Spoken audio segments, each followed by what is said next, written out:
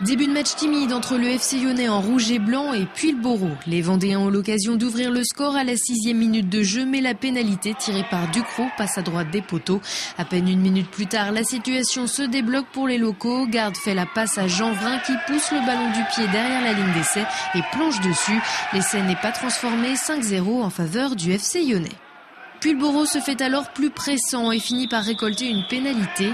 Mais Boussiron est lui aussi en échec face au poteau. Sur une autre phase offensive, le même Boussiron tente le drop, mais une nouvelle fois son tir n'est pas assez ajusté. Il obtient une pénalité 4 minutes plus tard qui lui permet de réduire le score 5-3. Les Lyonnais ont l'occasion de répliquer, mais Garde n'est pas plus en réussite que son coéquipier Ducrot. En fin de première mi-temps, les Vendéens se montrent dangereux sur cette action, mais le coup de pied de Pouclet est mal dosé. Mal dosé aussi le drop de Garde qui passe à droite des poteaux. Juste avant la pause, les Lyonnais se réconcilient finalement avec le jeu au pied grâce à cette pénalité de Ducrot qui porte le score à 8-3. La Roche joue très très bien, mais contre le vent. Alors nous espérons quand même battre les premiers. Voilà. Bien pour l'instant, mais qui joue avec les trois quarts. C'est un bon petit match, mais La Roche, le problème, c'est que ça se joue pas assez vite.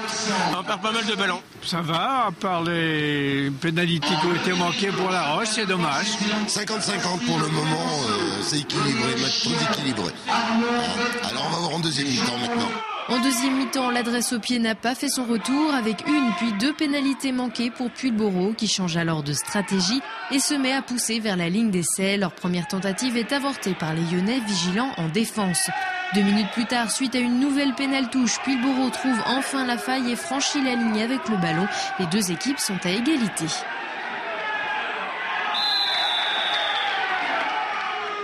En sous-nombre après l'expulsion de Chevillon, les Lyonnais cherchent à redonner du rythme, mais ils sont attendus par leurs adversaires qui vont prendre l'avantage à un quart d'heure de la fin du match grâce à cette pénalité réussie de Cardona.